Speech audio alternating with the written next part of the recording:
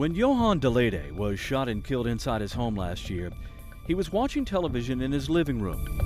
It was just after 1 in the morning, and he was facing away from a window that looked out on a deck in the back of his house.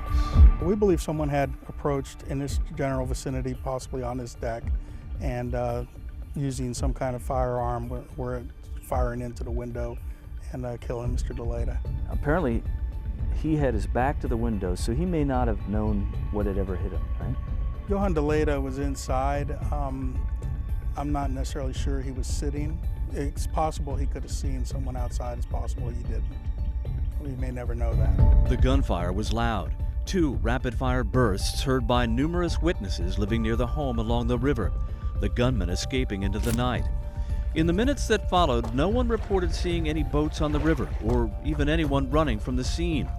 And the most perplexing question loomed large, especially in the days to come. The motive is obviously the biggest thing we start to look into.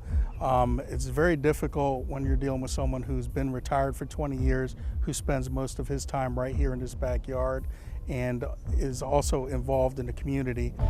And if the police were mystified, Johann's family was stunned beyond belief.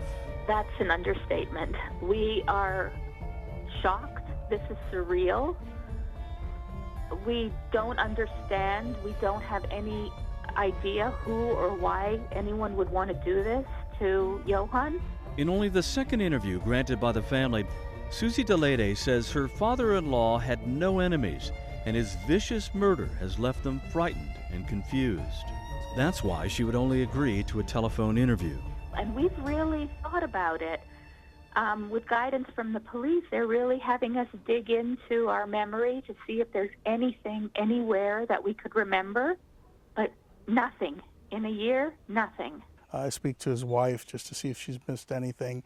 She's done things like go through notebooks, computers, phones. We've gone through those things to see if there's any kind of issue or contact he may have had with somebody.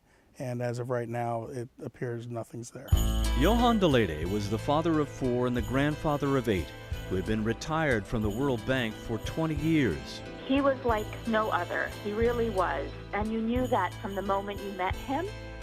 He was so kind. He was wise and knowledgeable. Susie de Leede remembers her father-in-law as a tremendous listener who always offered sound advice. He was so generous, both with his time and with his home. But most of all, Johann really loved his family. I'm less than a mile away from where Mr. de Leede was murdered down on River Drive, and it's here on Mallard that police got a major clue. 2 witnesses reported hearing a vehicle turn the corner here and travel at a high rate of speed down this straightaway.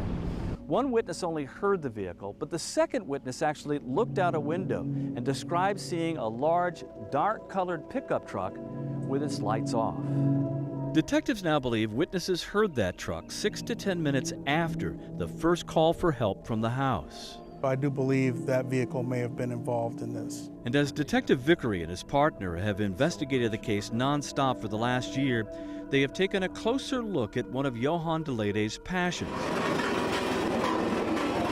getting a bike trail built along Gunston Road.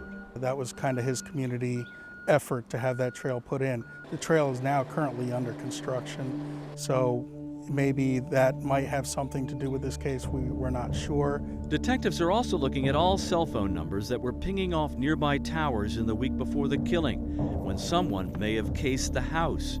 They are also looking at the numbers coming from those same towers the night of the murder. Basically, it allows us to see the cell phones that were used in this area at that time, given that day and maybe a day before.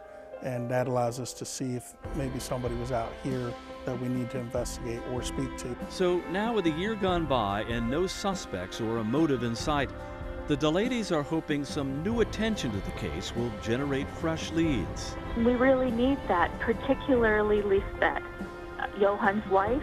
She really needs to have closure on this. We need to understand why. It won't bring him back, but we need to understand why. Because it's such a mystery. It's such a mystery, and it's something that is beyond our comprehension. On Friday, June 9th, Johann de Leede would have turned 85 years old. With Fox 5's Rewind to the Crime, I'm Paul Wagner.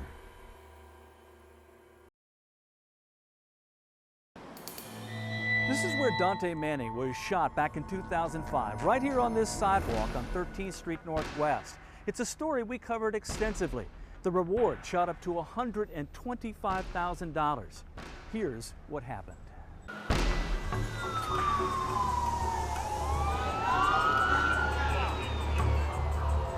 Come with me, please, ma'am. We have the worst situation, an innocent bystander who's a little boy, 9 years old, shot in the head while playing. Miss! He's breathing on his own right now, is my understanding, but he's in very critical condition. He took a shot right to the face and was lodged in the back of the head. About 9:55 this evening, we had a lone black male that was on the corner right over here, and was firing from a handgun down the block. Don't know at this point who he was shooting at. We're going to put some pressure, incredible pressure, on these little thugs around here until somebody gives something up. We still need help from the public. We've gotten some calls, but we don't have enough coming in to be able to piece together enough to find out who's responsible for this. We're offering a $10,000 reward. At this time now, everything is focused on Dante. We just want him to pull through.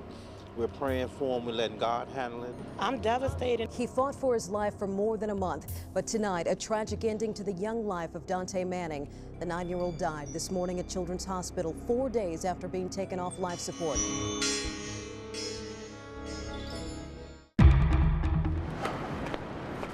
I'm Detective Mitch Cradle. I'm a detective with the Metropolitan Police Department, Major Case, Cold Case Unit. Every case I've been involved in that particular neighborhood, an arrest was made without a problem. And this is the only case that I've been involved in that neighborhood, whereas an arrest has not been made yet. I believe we were close to making an arrest. So you believe you know who was standing on the corner down here that night shooting at someone up the street? Yeah, based on the information we gathered, yes, I do. And you know who that person was shooting at? Yes.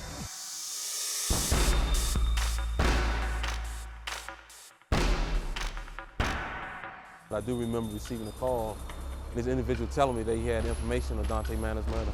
And I talked to a detective in Virginia, and the detective told me, yes, he helped us close a murder, and yes, he was a witness in the case, and this information was good. A lot of information did check out, but I couldn't find a set of eyes to help me confirm some of the things he was saying that occurred here at that particular night.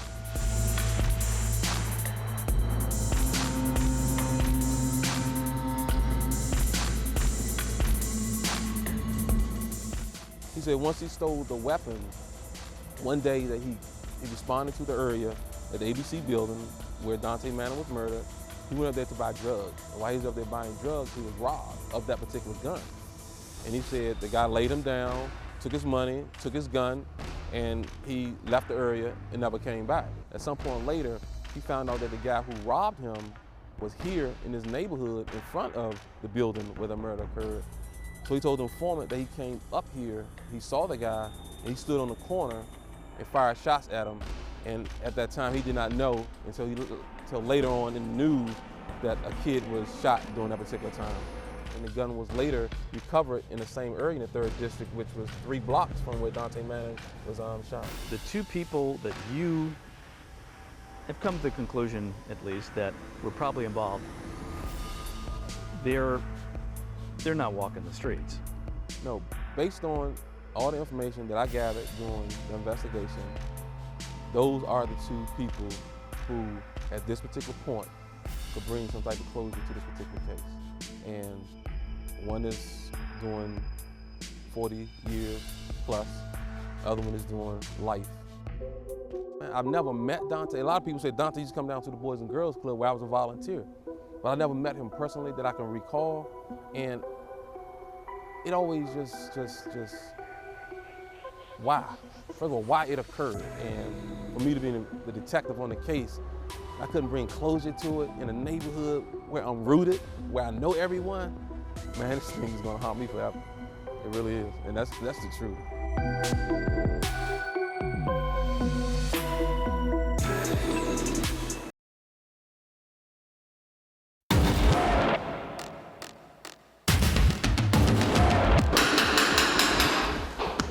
recent weekday afternoon, a half a dozen homicide detectives decided to revisit the building where Dolores Rivers was found murdered in November of last year. Detective Chinchilla, Prince George's County Police Department. Since then, investigators have been trying to learn who the 75-year-old may have allowed into her apartment sometime after 4 p.m. on Saturday, November 5th. Her peephole was clear. When I went in there, I revisited the peephole just to make sure, some are cloudy. I could see straight to the front door of the front entrance. So she would have looked through the peephole. She would have looked and questioned you over and over again to make sure she opened the door, yes. Karen Nelson and Angela Barnes say their mother never would have opened her door to anyone she didn't know. The sisters learning what happened to their mom when Angela received a call from her brother. He was crying on the phone and said, and I found Ma and in the bathroom. She's in the tub and she's not breathing. I'm panicking, trying to figure out, I don't know what to make of it, and only thing I could say is, stay right there, I'm on my way. Outside the apartment, they found William in tears. He's on the ground trying to get himself together. It was really emotional that day. They were very close. I mean, they would go to the markets on the weekend, together. Very close. Police and family members say there was nothing taken from the apartment. It wasn't ransacked and there was no forced entry to the front door.